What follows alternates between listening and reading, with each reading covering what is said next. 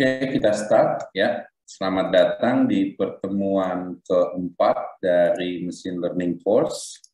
Hari ini kita akan belajar tentang data visualization.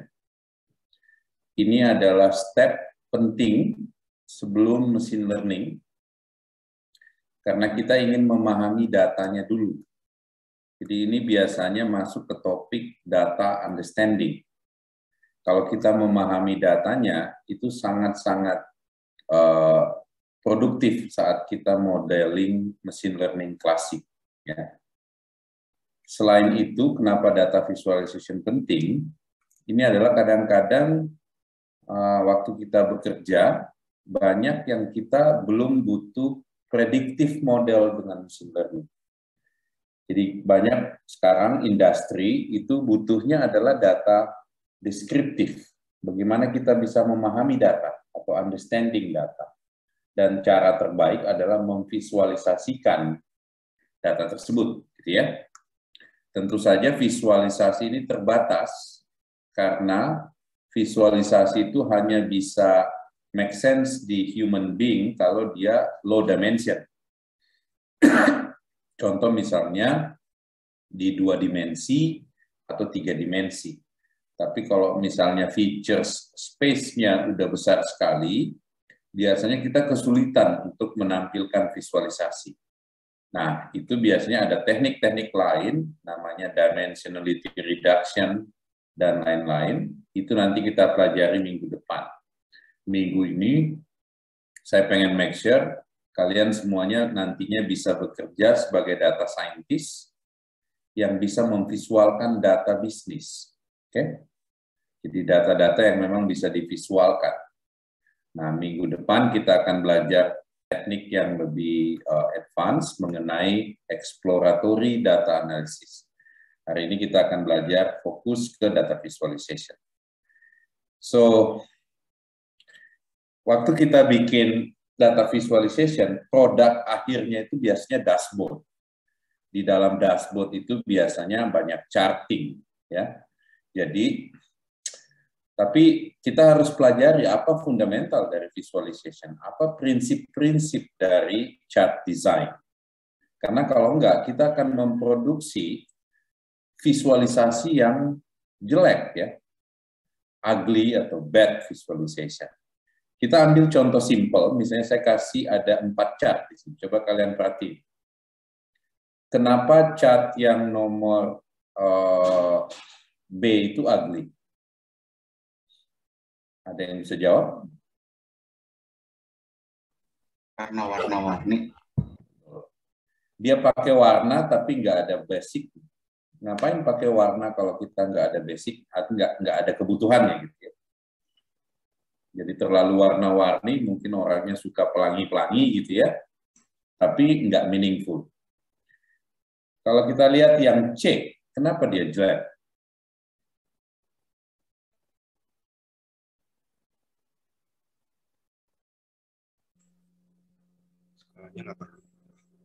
Skalanya beda. Kalau D, nggak ada skalanya, ya. So, visualization have to be good, have to be meaningful, ya. Tapi masalahnya manusia itu biasanya tidak baik di dalam hal visualisasi. Karena visualisasi itu gabungan antara sains dan art. Dan juga ada estetiknya, bahwa dia harus sistematik dan logical. Oke? Sehingga kalau kita bilang visualization, itu adalah mapping data ke estetik, yang harus sistematik dan logical. Kalau kita pakai prinsip visualisasi ini, maka banyak sekali bad visualization out there. Ya. Salah satu tugas besar dari data scientist saat kalian bekerja itu visualization. Dan susah sekali sekarang mendapatkan orang yang bisa membuat aesthetic visualization. Oke? Ada banyak prinsip yang harus kita ikutin ya, supaya kita bisa bikin visualisasi yang baik. Pertama, kayak kita harus understand visualization context. Yang baca nanti siapa, oke? Kita ngejelasin data apa. Kalau misalnya kayak kita nampilin revenue, sales, Itu beda dengan nampilin operation, ya. Gimana kita pilih visual display yang menarik, bagaimana kita menghilangkan clutter yang nggak perlu, kayak tadi pakai warna tapi nggak perlu gitu ya. Bagaimana kita bikin orang fokus. Nah, semua estetik ini itu sebenarnya kayak communication melalui visual. Okay? Jadi kalian harus berpikir not just as a mathematician atau data scientist, tapi juga sebagai designer. Dan kalian harus bisa bercerita di dalam data. Tell a story. Okay? Nah, basic-basicnya kita akan bahas, misalnya basic aesthetic. Position, okay? Shape, color, line width, line type. Semua ini kita pakai kalau ada purpose-nya ya. Tapi yang ada yang basic kayak misalnya position, kalau memang datanya 2 dimensi, kayak kita harus jelasin X-nya apa, Y-nya apa gitu ya. Jangan sampai orang bertanya-tanya ini sumbu X-nya apa, sumbu Y-nya apa ya. Kita harus kasih caption, harus jelas gitu ya, dari sisi position. Yang kedua adalah shape. Ini adalah cara kita bercerita juga mengenai shape, misalnya untuk kategori, tipe data, itu kita bisa ganti-ganti shape. Dan kalau untuk menunjukkan size, itu juga kita bisa pakai circle yang bisa banyak ininya ya. Nah, color. Color ini juga kadang-kadang saya lihat banyak orang asal-asalan colornya, walaupun dibutuhkan, tapi nggak mengikuti standar. Ternyata di luar sana banyak sekali standar color untuk charting. Ya. Jadi kita harus tahu standar-standar tersebut. Begitu pula dengan line width, line type. Semuanya harus ada reason-nya kenapa kita pakai line width dan line type. Biasanya untuk menunjukkan size juga ya. Atau tipe. Oke. Nah, apa yang kita visualkan biasanya tipe-tipe datanya itu beda-beda. Ada numerical data, ada categorical data, ada time, ada text, ada geospatial data, ada data-data probability. Oke. Nah, tipe-tipe variabel ini biasanya dikategorikan dalam bentuk numerik, ya. Ada yang numerik continue, ada numerik discrete, ada kategorikal yang terorder, ya. Ada kategorikal yang tidak terorder atau tidak ada indeksnya. Ada date time, ada text. Oke. Kalian harus tahu tipe-tipe data ini karena pada saat kita menampilkan sesuatu, contoh misalnya kita menampilkan data temperatur. Kita punya datanya nih table. How can I show this data? Apa yang saya pengen cerita dari table? Coba kalian lihat table. Ada tanggal. Oke. Ada month, ada day, ada location. Ada station ID kayak city atau ada temperatur. Jadi kalau kamu lihat data di sini ada numerical value, temperatur itu biasanya bentuknya continuous value, numerik. Ada categorical data, seperti station ID dan location. Ada date time data. Oke. Nah, kamu sebagai desainer, kira-kira mana bagus saya tampilin sebagai line chart yang di atas, atau sebagai heat map data yang di bawah? Lebih enak mana?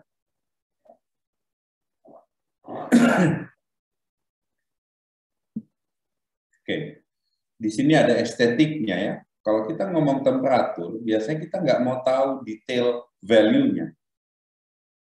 Saya cuma pengen ngelihat ini panas atau dingin ya, atau tengah-tengah normal gitu ya. Jadi biasanya orang kalau temperatur itu biasanya estetiknya itu lebih enak pakai heat map model. Lihat contoh yang di bawah, gitu. Lebih enak nggak bacanya? Iya, Pak. Oke. Nah, dari situ kalian bisa bercerita banyak kan dibanding yang di atas. Orang mau lihat nilainya 100 apa nggak ada nilai, nggak ada informasinya juga ya. Tapi coba kamu lihat gambar yang di bawah.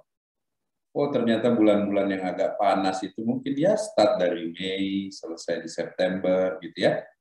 Terus agak dingin lagi mulai di November, nanti akan di tiap daerah kalian bisa lihat.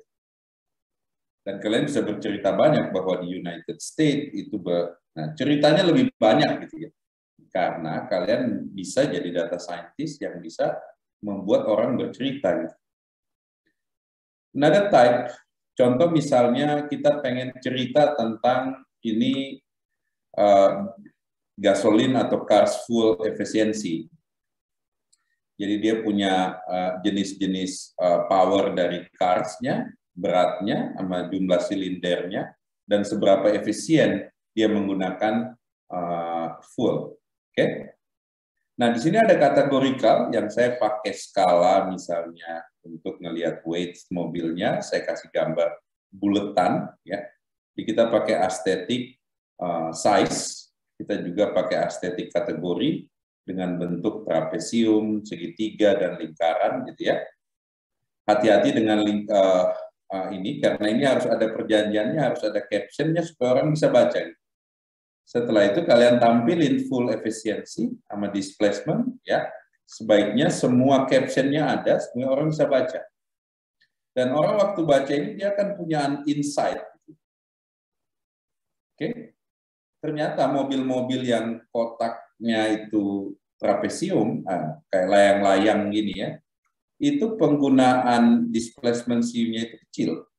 Oke, di sekitar 100, tapi fuel efisiensinya ada di 25-35. Oke. Nah, dengan begini itu datanya jadi self-describe. Ya. Jadi orang bisa punya insight sehingga dia bisa make decision. Nah, bad visualization itu kalau kita nggak tahu bagaimana menampilkan data sesuai informasi.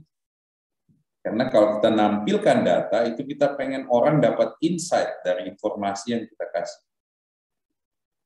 Nah, basic dari pembuatan chart itu adalah koordinat sistem axis. Ada yang disebut Cartesian koordinat, harusnya kalian sudah belajar ini sejak SMP. Jadi ada sumbu X, sumbu Y. Nah, misalnya di temperatur, saya tampilkan temperatur di Houston sama San Diego, saya pengen tampilkan bentuknya seperti ini, ya. Mudah dibaca orang nggak? Oke, bisa jadi pemilihan kartesiannya salah. Mungkin harus kita pakai koordinat lain supaya saya bisa bandingkan lebih baik. Kalau chart seperti benang putus ini apa yang dia bisa bercerita gitu ya.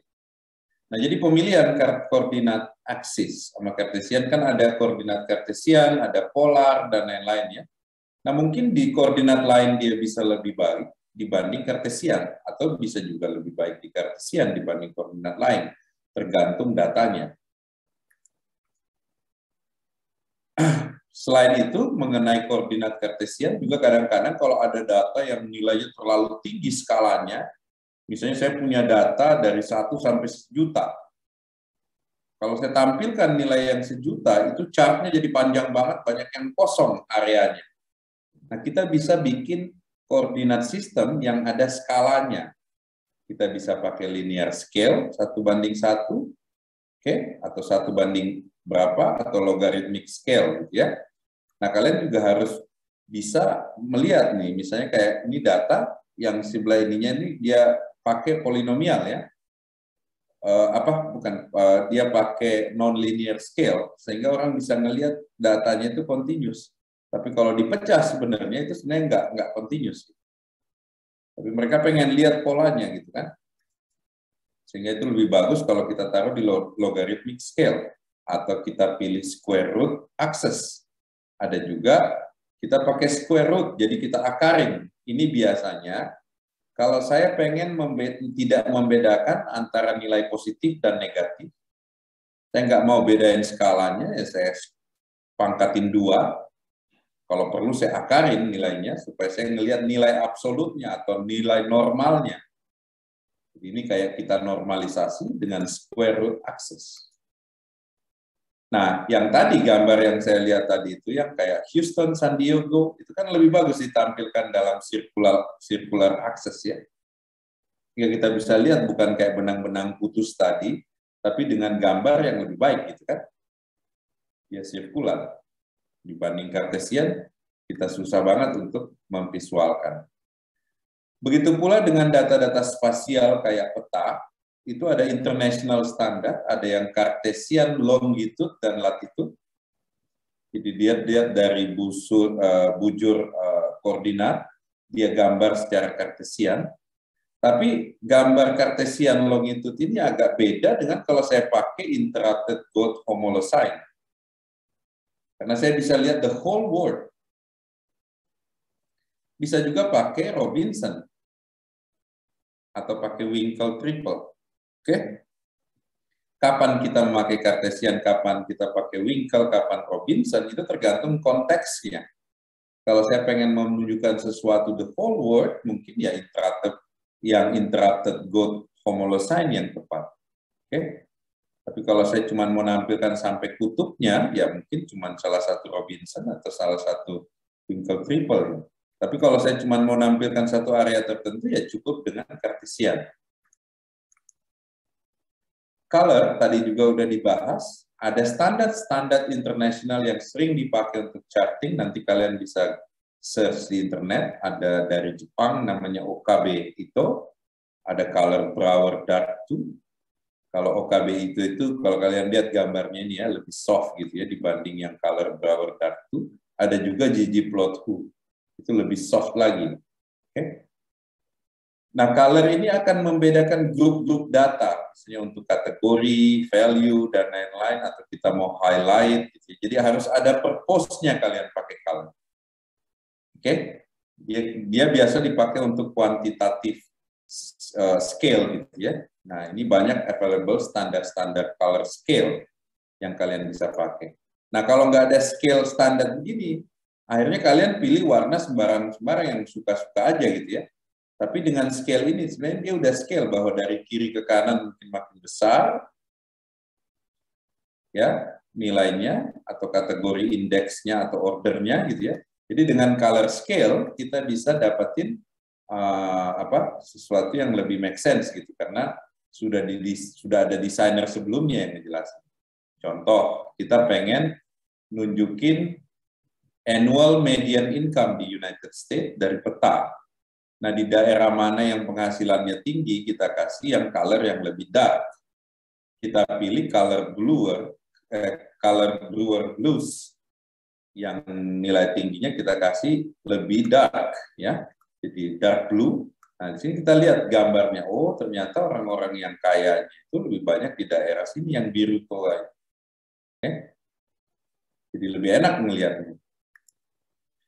Biasanya kalau kayak ini ada spesifik, misalnya kayak heat. Kalau heat itu biasanya warna merah, kuning gitu ya. Nah, tapi kalau kayak yang lain-lain bisa bebas. Kalau heat itu biasanya kita lihat kalau merah itu atau kuning itu panas, merah itu cold. Nah, itu juga harus ada estetiknya di situ supaya orang familiar kognitifnya. Ya. Karena manusia itu makhluk yang kognitif visual. Dia bisa mengartikan visual. Seperti kata pepatah, ya, satu gambar itu 1,000 meaning buat manusia. Color scale juga bisa kita pakai untuk diverging data value. Oke. Misalnya kita pengen membedakan nilai data, ya, jadi bukan cuma untuk skalanya, tapi kita mendiverge atau membedakan datanya. Di sini dia bisa pakai color yang berbeda. Kalau tadi yang sebelumnya hanya biru, kalau di sini dua warna, ada coklat sampai ini. Jadi dua scale dia pakai untuk diverging. Nah, pemilihannya juga bisa kita pilih dari standar seperti yang sebelah kanan. Okay. Color juga kadang-kadang dipakai untuk nge-highlight di item-item, di-highlight warnanya beda kan? Meng-highlight kategori atau meng-highlight kondisi. Nah, oke, jadi basic estetik tadi udah. Sekarang kita lihat apa collection atau directory dari visualization. Kapan kita pakai chart yang tipe mana? Ini juga kadang-kadang basic, tapi banyak yang masih mislead, walaupun udah kerja jadi data scientist.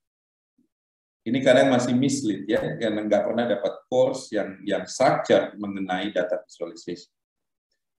So, contoh kita mau tampilkan amount, atau proportion, atau distribution, atau relationship, chart apa yang tepat, ya. Kalau misalnya saya nampilin amount dengan pie chart, itu kayaknya visual kita, kognitif kita itu nggak pas. Oke? Amount itu biasanya kita tampilkan dengan bars atau dots. Karena kognitif kita cepat nangkap, melihat nilai di sumbu Y-nya, ya kan? Kita cepat itu nangkap. Kalau proportion kita lebih senang pie chart, compare to bars, ya, atau stack bars. Kalau distribution kita senang histogram, density plot, cumulative, ini banyak pilihan nih. Kalau relationship bisa scatter plot, bubble chart, pair scatter plot, slow graph, spasial, dan uncertainty atau probability juga beda-beda. Oke? Jadi gunakan chart atau visualisasi yang tepat untuk konteks yang tepat, untuk amount, bars, atau dots, proportion, pie chart, bars, stack bars, dan lain-lain. Nah, setelah kalian tahu kategorinya ini, kalian nanti pilih lagi antara pie chart sama bars, bagusan mana ya. Nah, itu kalian lihat lagi, sehingga kita bisa benar-benar ngasilin hasil visualisasi yang enak dilihat. Oke, kita udah bahas konteks awalnya, sekarang kita lihat visualizing amount lebih detail. Kalau saya bilang visualizing amount, saya interested dari magnitude dari satu nilai atau numbers. Kita harus pilih yang memang gampang untuk menilai nilainya. Beda sama temperatur tadi. Saya nggak perlu tahu detailnya, angka temperatur, ya saya cuma pengen tahu ini panas, ini dingin, atau ini normal. Tapi kalau amount, misalnya revenue, ya, saya pengen tahu detailnya, even sampai sekecil-kecilnya, ya. Misalnya 80.000 US dollar dengan 80.500 gitu. Itu ada perbedaan. Buat orang finance is a matter. Buat orang lain mungkin enggak gitu ya. Jadi kita harus lihat juga. Nah, kalau kita mau visualizing amount dan amount magnitude itu jadi concern kita, yang cocok itu bar atau stack bar. Oke? Nah, kadang-kadang juga ada amount yang kita nggak pengen lihat detailnya, tapi kita pengen lihat estimasinya doang ya. Kayak misalnya tadi saya kasih contoh yang heat map untuk temperatur, tapi mungkin bisa jadi case-nya internet users gitu ya. Misalnya kalau kita bilang 100.000, itu nggak terlalu meter dengan 101.000 gitu ya. Nah, kita bisa pilih dot plot atau heat map. Oke? Kalau distribution, kita bisa pilih histogram dan density plot. Kapan kita pakai histogram yang seperti discrete ini, kapan kita pakai yang continuous seperti density plot, itu tergantung konteksnya. Oke? Kalau misalnya konteksnya lebih cocok dengan histogram, ya kita histogram. Tapi kalau cocok dengan density plot, kita density plot. Oke? Kadang-kadang kita juga pengen membandingkan distribusi, misalnya female, male, kita bisa gabungkan multiple distribution plot.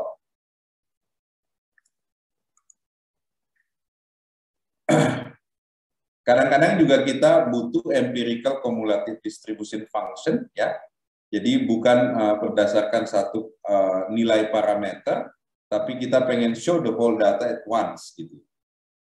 Jadi ini juga bisa kita gabungkan dengan ACDF plot.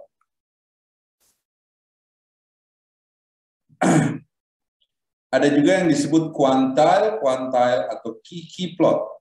Key plot itu berguna ketika kita pengen menentukan apakah data yang kita tunjukkan itu bisa di forecast.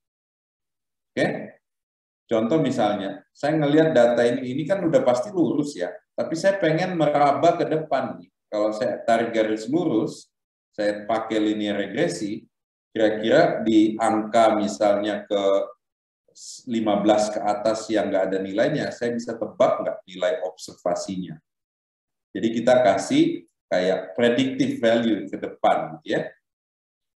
Nah, bagaimana kalau saya pengen nampilin distribusi tapi sekaligus, dan itu banyak. Saya balik ke belakang sini. Tadi saya tunjukkan yang distribusi itu kan kita bisa pakai density plot ya. Itu seperti gambar ada puncaknya ke bawah gitu, kayak gunung gitu, kayak gambar gunung gitu. Nah kalau saya punya banyak gambar gunung dan saya pengen tampilkan, gunung disusun-susun kan nggak bagus ya. Bisa nggak saya tampilkan distribution itu banyak, tapi sekaligus. Ada banyak pilihan di sini, tapi yang paling banyak dipakai di dalam data scientist itu box plot. Entah kenapa ini orang agree untuk pakai box plot dan variannya. Oke? Contoh misalnya kalau saya pakai yang sebelah kiri yang bed ini sebenarnya nunjukin distribusi temperatur rata-rata di setiap bulan. Kalau saya cuma nunjukin titik hitam terus ada garis ini kan nggak enak ya, nggak kelihatan gunungnya gitu ya. Ada nggak chart yang bisa memperlihatkan distribusi seperti gunung tadi, tapi dengan cara yang lebih enak dilihat? Nah, itu box plot. Apa itu box plot? Ini kalian mungkin sering lihat di data scientist community, dia pakai box plot. Anggap ada gunung nih yang sebelah kiri ya. Setiap probability density itu biasanya kita describe dengan curve, normal curve seperti ini, atau Gaussian curve. Gaussian curve itu ada puncak, ada posisi puncaknya, itu ditandain dengan garis kuning. Ada median value-nya, ditandain dengan warna pink. Ada first quartile sama third quartile, ya, Q1, Q1, jaraknya IQR. Oke. Nah, gambar probability density yang di bawah ini itu well described dengan gambar box plot yang di atasnya. Jadi dia describe bahwa ini puncaknya ada di tengah, ada kotaknya itu median value-nya. Oke, di mana lebar dari kotak itu adalah interquartile range atau IQR. Oke.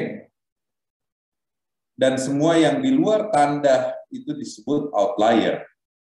Maksudnya itu data yang sudah di luar 0,35% dari the whole data population. Oke. Nah, box plot ini itu lebih enak dipakai kan untuk menggambarkan multiple distribution at the same time. Oke. Selain box plot, itu juga ada violin plot. Ini bentuknya kayak bunga-bunga gitu, kayak violin ya. Itu mirip dengan box plot, tapi kalau saya lihat lebih banyak yang suka box plot. Ada juga violin plot seperti ini.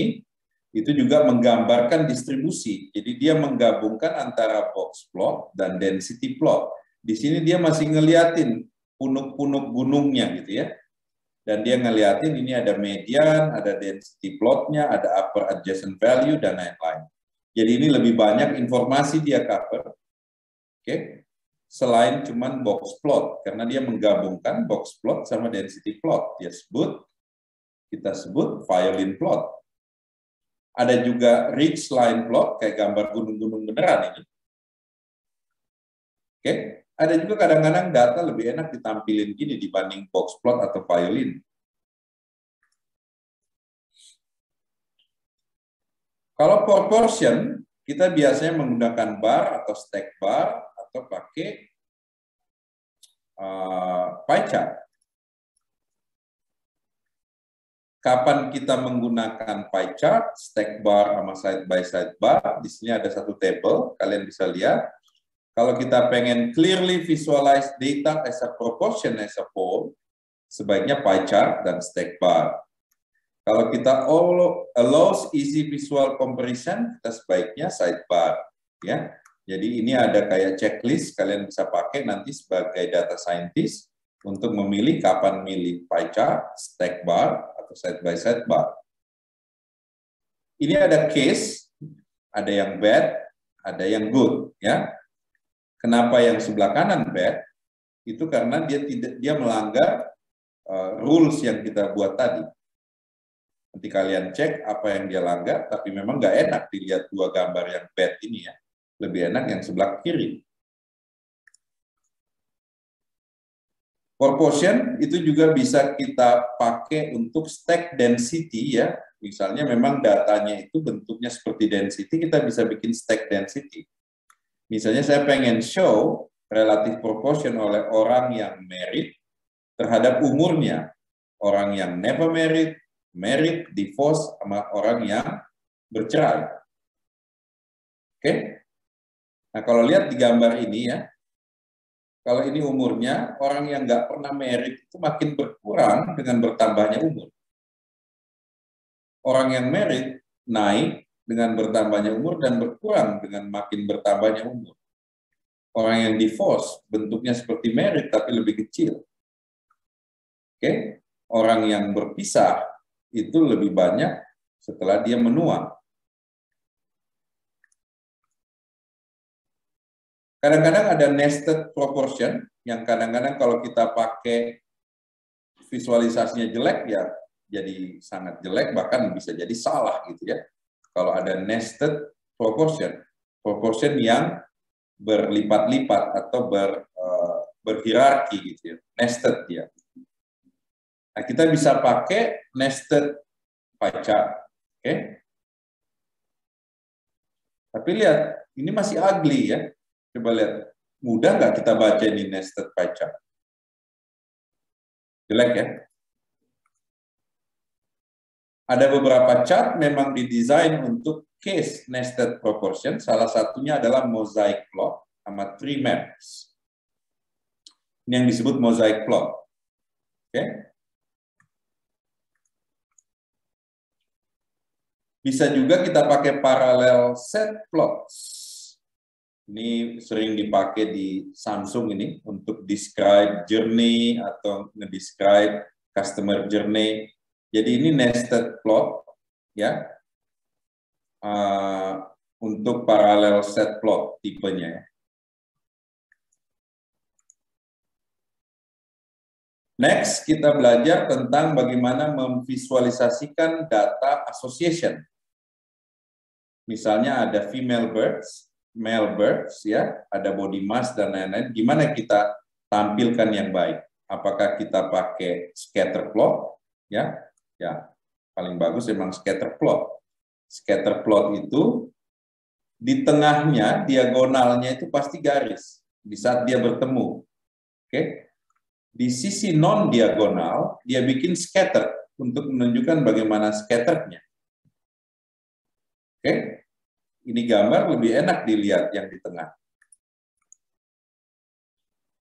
Nanti kalian akan banyak belajar soal scatter plot karena itu sering dipakai scatter plot ya. Jadi kalian harus bisa ngerti bagaimana ngebaca scatter plot. Visualization ini juga perlu, kalian perlu untuk ngelihat variabel-variabelnya. Kadang-kadang kita harus tampilkan korelasinya ya. Karena kan kita mau nunjukin asosiasi. Kalau di dalam statistik itu ada correlation measure ya, biasanya disebut R parameternya, itu ada hitungannya tuh. Misalnya gini rumusnya, kalau saya punya dua variabel, saya pengen lihat apakah dia korelasi strong atau enggak, saya harus hitung koefisien korelasi. Yaitu kalau misalnya ada dua variabel X dan Y, saya akarin saya kalikan akar dari penjumlahan antara nilai X, semua nilai X terhadap titik tengahnya, dan semua nilai Y terhadap titik tengahnya, supaya plus minusnya nggak berbeda, saya kuadratin dan saya akarin. Terus saya bagi dengan perkalian dari masing-masing perbedaan itemnya. Oke, itu di-describe well sama persamaan ini sebagai correlation coefficient. Jadi itu biasanya kalau kita nampilin asosiasi, kita nampilin juga nilai korelasinya. Nah ingat, perhitungan korelasi itu rumusnya bukan cuma ini. Ada Pearson correlation, Spearman correlation. Coba lihat pelajaran statistik kalian sebelumnya. Ada korelasi yang menunjukkan seberapa linear hubungan dia. Ada korelasi yang menunjukkan seberapa paralel hubungan dia ya. Itu nanti kalian bisa search di internet mengenai statistical correlation test.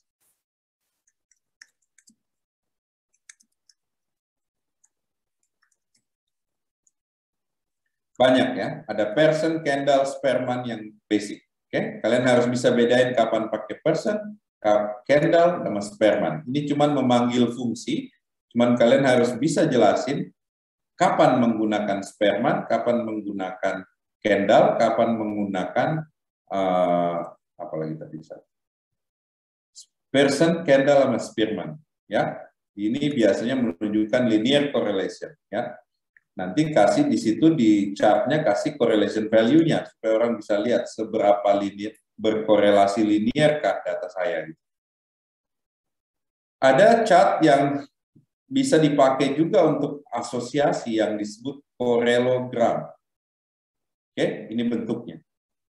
Biasanya untuk menunjukkan korelasi dari koefisiennya. Itu enak dilihat ya, secara visual. Nah, kadang-kadang kalau dimensi data udah besar sekali dan susah banget untuk kita visualisasi, ya, kadang kita harus lakukan dimensionality reduction.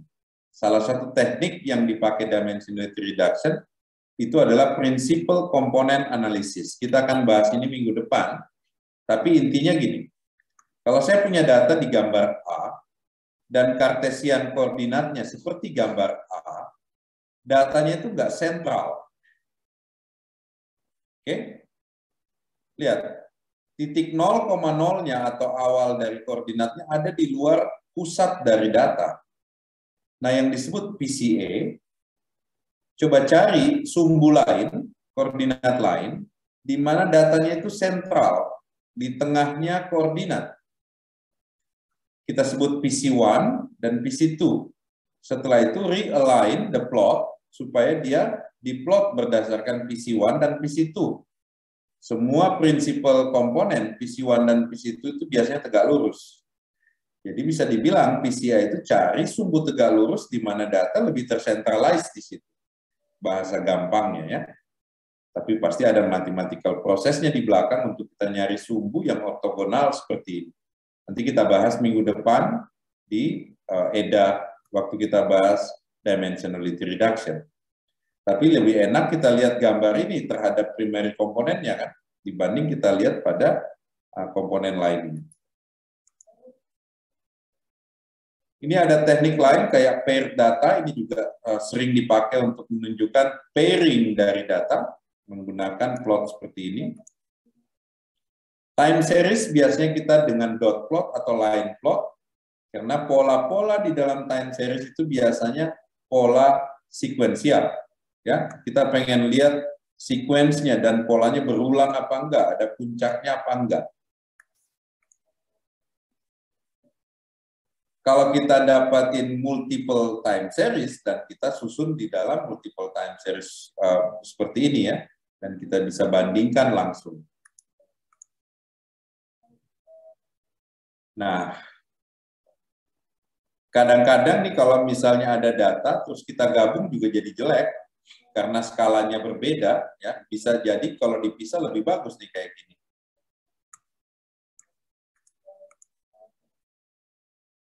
Oke, di sini juga di sini kita pakai primary component analysis supaya datanya lebih center.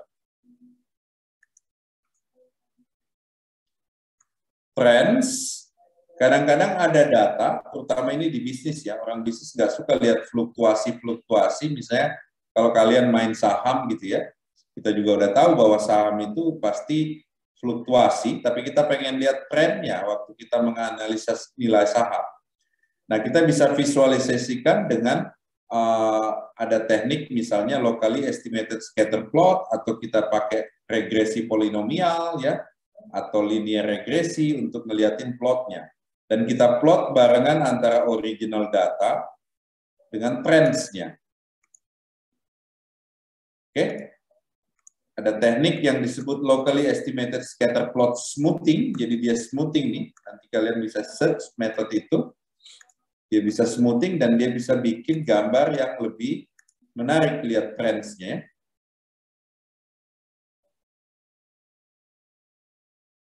Loess ini bukan cuma satu-satunya metode, ini hanya contoh. Kalian harus cari smoothing teknik untuk memperlihatkan pola dari data. atau trends dari data. Selain itu juga ada teknik kayak spine. Spine ini polynomial curve fitting. Kalian udah belajar sebelumnya. Jadi kita pilih polynomial function yang kira-kira errornya paling kecil. Nah, teknik spline banyak, ada cubic spline, B-spline, thin plate spline, dan lain-lain. Kalian harus explore lebih jauh mengenai teknik spline. Tapi intinya spline ini polynomial curve fitting. Kadang-kadang ada satu data yang kita udah tahu aturan hukumnya. Contoh misalnya kalau saya memplot nilai eksperimen gravitasi, kita udah tahu misalnya antara kecepatan dan nilai gravitasi itu membentuk garis lurus. Jadi saya udah predefine specific function, bahwa saya mau memperlihatkan trennya apakah dengan curve eksponensial atau dengan linear. Kenapa begitu? Karena kita udah tahu rules-nya, bahwa orang pengen lihat kalau di finance apakah eksponensial atau enggak.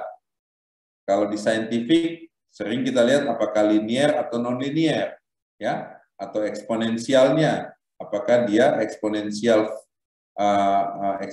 apa enggak, gitu ya. Nah, ini juga kita bisa masukkan inside specific functional form ini ke dalam trend plots-nya.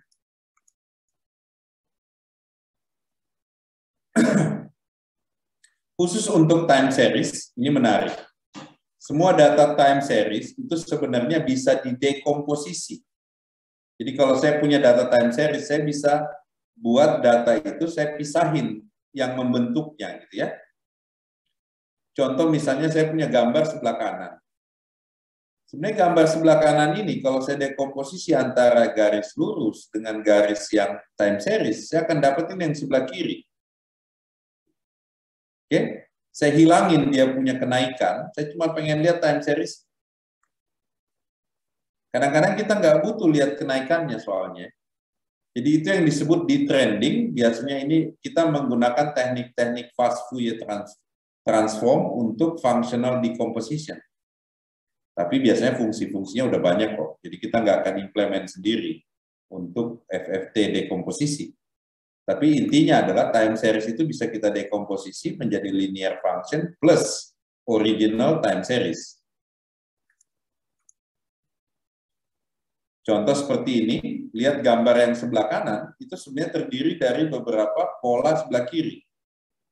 Ya, kalau saya bisa dekomposisi, saya bisa menginterpretasikan data ini, yang ini saya bilang noise, yang ini saya bilang external event, yang ini saya kasih label apapun itu, tapi saya bisa dapatkan seasonal fluctuation-nya.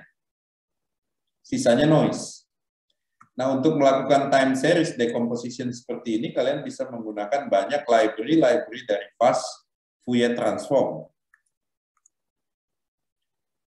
Geospasial ada beberapa bentuk, misalnya choropleth map, kartogram, ada yang orthographic projection, ada yang Mercator projection, ada yang interrupted both homolocene projection.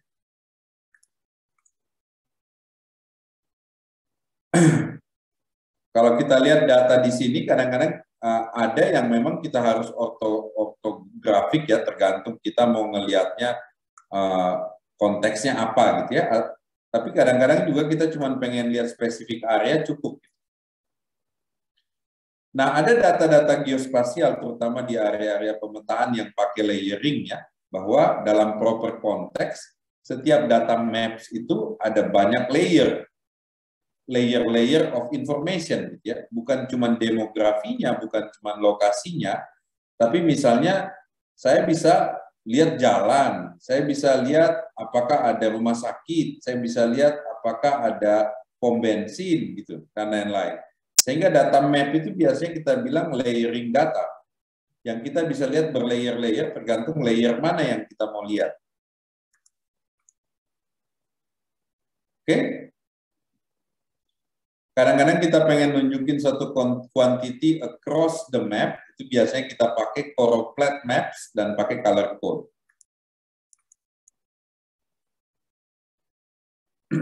Kadang-kadang kita nggak perlu akurasi dari mapnya, ya, secara lokasi atau geografi, kita cuma pengen lihat datanya, itu biasa kita pakai kartogram. Terakhir kita ngomong soal uncertainty, ketidakpastian atau probability. Kalau kita ngomong probability, ya, itu adalah yang kita pengen lihat itu distribusinya. Jadi seperti kayak mendescribe distribusi. Karena kalau misalnya ada satu data, kumpulan data, itu bisa describe dengan distribution, ya. Biasanya kita bisa describe sebagai distribution, tapi bisa juga sebagai frekuensi. Kita harus pilih tuh, apakah kita mau memperlihatkan frekuensinya, ataukah kita mau memperlihatkan probability distribution-nya. Oke, ada plot seperti quantile dot plot.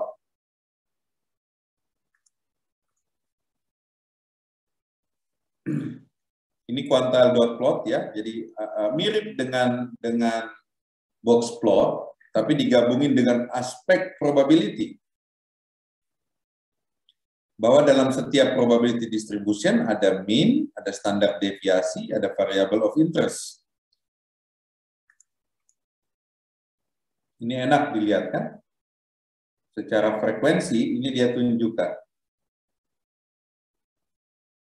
Ada yang secara frekuensi, ada yang secara Bayesian. Ada juga yang nunjukin pakai confidence band. Jadi dari nilai best fit dari spline, dia tampilkan kayak ada gray area untuk menunjukkan confidence levelnya. Dan itu juga bagus untuk menampilkan nilai confidence-nya atau keyakinannya. Ini ada tipe plot yang lain yang disebut hypothetical outcome plot. Jadi dia selain dia kasih datanya, ya, dia pakai kayak lebih animatif, ya, dengan dia pakai plot yang disebut HOP. Semua yang kalian pelajarin itu sebenarnya dari buku ini, nanti kalian coba cek, ya. Tapi udah saya summarize long time back untuk anak-anak di Samsung, di tim data visualisasi. Tapi kalau masih kurang, kalian bisa lihat Fundamental of Data Visualization dari Klaus O. Wilke. Summary-nya udah kalian lihat tadi. Next-nya adalah bagaimana kalian membuat gambar-gambar itu. Oke?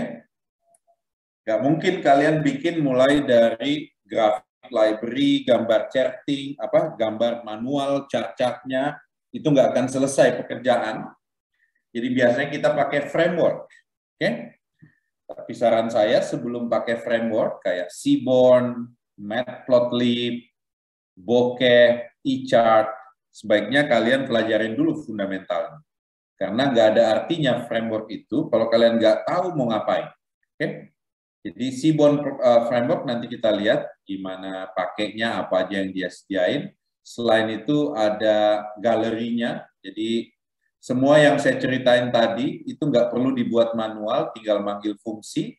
Kalian nanti bisa pakai Seaborn. Selain itu ada eChart. eChart ini seperti Seaborn, tapi dia bisa diprogram, ya. Jadi kita bisa tempelin ke any dashboard. Ini dipakai di Samsung, kita pakai bikin dashboard banyak pakai eChart.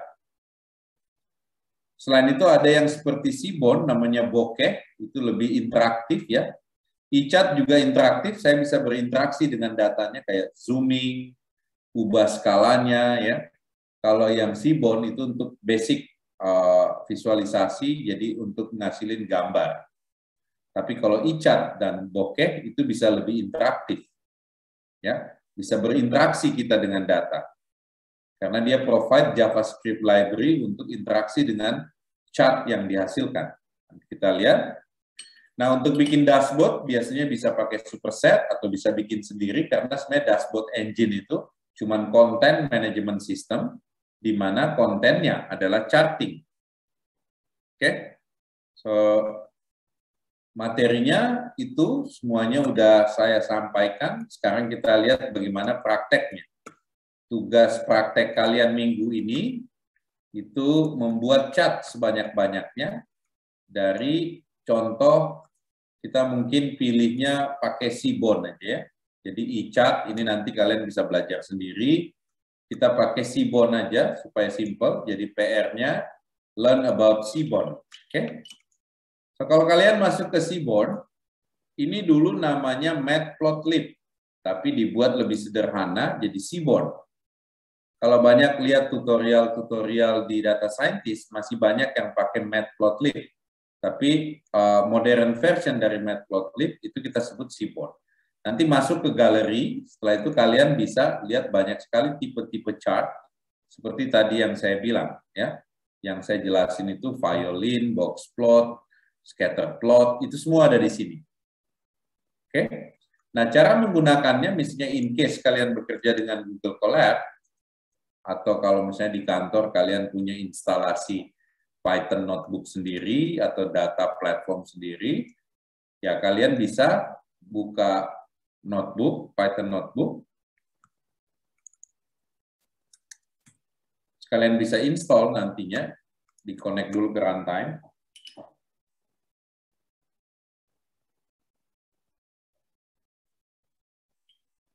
Kita tunggu sampai dia initializing, dia connecting.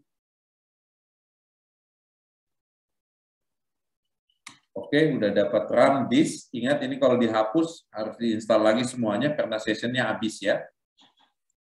Kalian bisa install pip install Seaborn.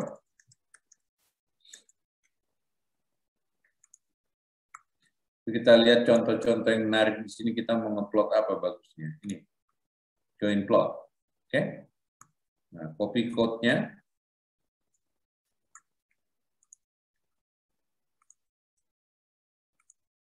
Kita bisa plot.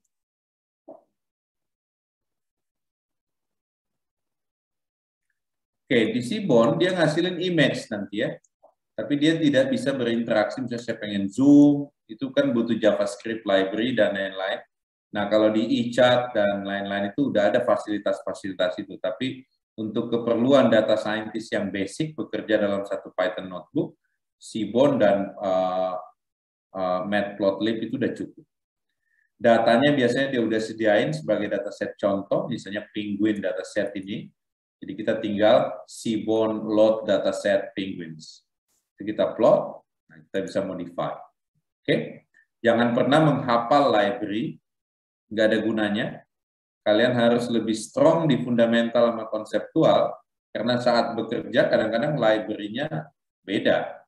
Oke, misalnya kalian masuk ke Samsung R&D, ya kita lebih banyak pakai e-chart. Jadi jangan skill dan kompetensi kalian tight ke satu framework, tapi harus tight ke fundamental sama konseptualnya. Itu yang harus dipelajari.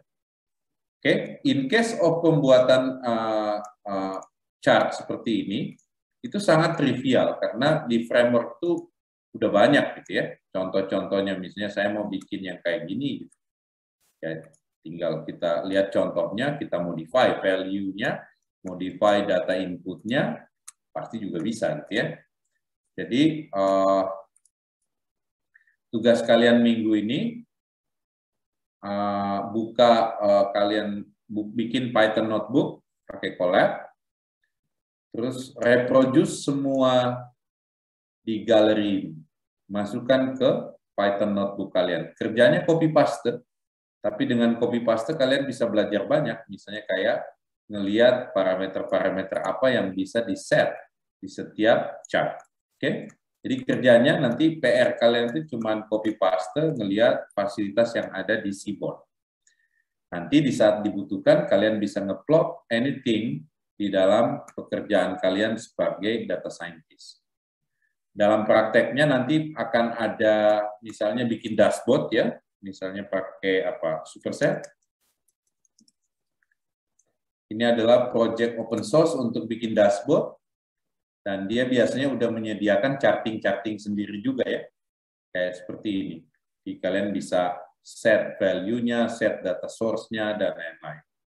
Oke, tapi in case kalian pengen memvisualkan data di dalam Python notebook, kalian bisa pakai Seaborn. Kalau untuk bikin dashboard untuk di company, kalian bisa cek Superset. Oke. So, selain Superset, pasti juga ada project-project open source lainnya, tapi yang paling banyak dipakai Superset. Saya stop sampai di sini materinya. Kita masih ada waktu untuk tanya-jawab. Silakan kalau ada yang mau bertanya.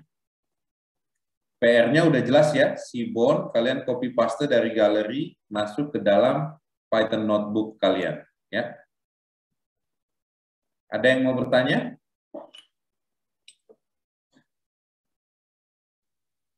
Bapak izin bertanya. Ya. Untuk live data visualisasi itu dia pakai Superset bisa ya Pak? Ya, kalau definisi live-nya itu maksudnya dari data source, terus datanya berubah, chart-nya berubah, gitu ya. Ya. Itu kita harus set kapan dia refresh chart-nya. Sebab kalau kita menampilin chart, opsi kita kan generate image, oke? Atau generate HTML, oke? Nah, most of the chart library kayak Seaborn, Bokeh, gitu ya, itu biasanya basicnya adalah image. Tapi di eChart, kalau kamu pernah pakai eChart, itu dia kasih interactive library dengan jQuery dan library JavaScript. Sehingga kita bebas membentuk CMS-nya gitu ya. Nah, kalau di Superset, Superset itu dia udah punya predefined chart. Jadi chart-nya itu udah bagian dari Superset. Jadi kita tinggal pakai chart yang ada disediakan oleh Superset gitu ya. Nah, dulu di Samsung itu kita pengen pakai eChart, cuman kok kita nggak ada flexibility untuk innovate di chartingnya gitu ya. Dan terlalu terlalu rigid chartingnya dia. Nggak bisa interaktif kayak zooming dan lain-lain. Akhirnya kita nggak pakai Superset. Tapi di Superset kamu bisa set berapa banyak, berapa lama waktunya dia refresh chartingnya. Bahkan bisa ada fungsi untuk nge-refresh pada saat itu gitu ya. Misalnya kamu lagi lihat satu dashboard, kamu refresh, nanti dia panggil lagi, dia recreate lagi. Baik Bapak, jadi kalau di Superset bisa kita set refresh time-nya, tapi kalau eChart Bapak? Kalau eChart itu cuma library visualization, bukan dashboard. Itu cuma library seperti Seaborn. Bedanya kalau di eChart itu dia kasih interactivity. Jadi udah bisa zoom gitu ya, bisa interaksi dengan image-nya atau dengan chart. Baik Bapak, dapat dimengerti. Terima kasih. Ya. Dan eChart itu lebih bagus visualisasinya compare to, jadi dia udah provide mobile optimization, multi rendering, ada interaktif data exploration kayak Zoom tadi, multidimensional dan lain-lain. Dia punya lebih banyak features lah. Kalau Seaborn itu, kalau kalian bekerjanya di Python Notebook, hanya mau generate image, gitu ya. Tapi eChart itu lebih advance. Nanti kalian lihat, itu open source yang dibuat oleh Baidu, dan sudah masuk ke Apache Foundation Project, itu bagus.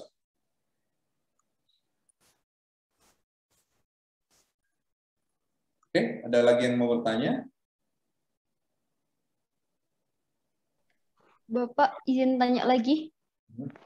Untuk candle chart saya belum lihat ya Bapak. Kalau kan candle chart ada nggak ya Pak disediain di framework yang Bapak sebutin tadi? Terima kasih. Candle chart. Lilin, candle. Oh, candle. Saya belum pernah cek candle. Bagus. Oh, candle chart. Itu tipe chart ya? Betul Bapak. Ya, candle chart itu biasanya untuk finansial kan? Untuk describe data keuangan, grafik keuangan, ya kan? Biasanya untuk ya currency atau valuta asing gitu ya. Nah, ya. Saya tahu kalau di Seaborn itu ada candle chart ya. Saya coba.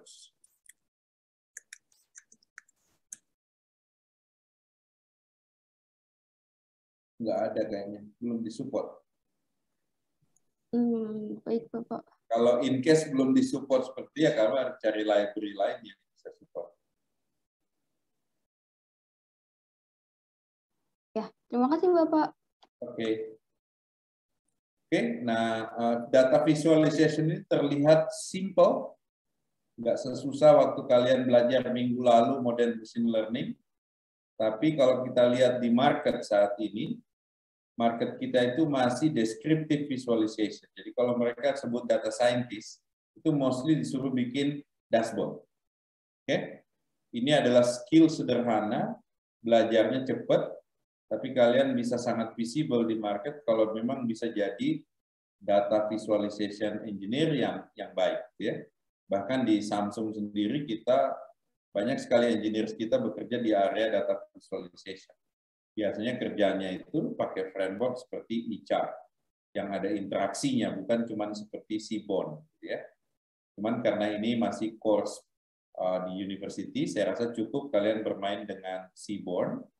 Nanti pada saat kerja kalian bisa lihat superset dengan predefined chart dan dashboard. Atau kalau mau bikin sendiri, kalian bikin web application, terus tata dashboardnya dengan layout sendiri. Setelah itu bisa pakai eChart.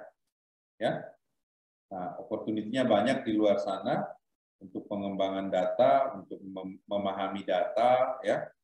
Bahkan mungkin kalau ada event-event tertentu, kalian bisa belajar untuk ngeplot datanya dengan framework-framework tadi. Ada lagi pertanyaan?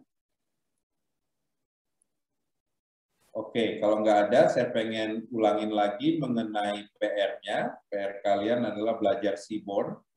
Gampang, cuman copy paste. Tapi kalian harus ngelihat fundamental konsepnya, kapan memakai apa, ya. Karena yang pentingnya itu. Pada saat kita develop aplikasi, misalnya untuk pengolahan data, kita banyak pakai data visualisasi untuk ngelihat, untuk memahami datanya secara baik. Minggu depan kita bahas exploratory data analysis, termasuk dimensionality reduction dan statistical test. Nah, setelah itu kita balik ke belajar machine learning model. Oke, sampai di sini course-nya, rekamannya mohon di-share ke teman-teman yang nggak ikut ya, yang nggak sempat ikut, biar mereka bisa belajar juga. Thank you.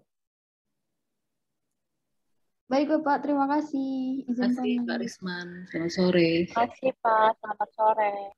Ya, nanti kalau ada yang kurang jelas tanya di grup aja. Di situ ada teaching assistant Bu Niwai, Pak Kodrat, sama Sinta. Mudah-mudahan sih cukup jelas yang pertemuan hari ini. Baik Pak.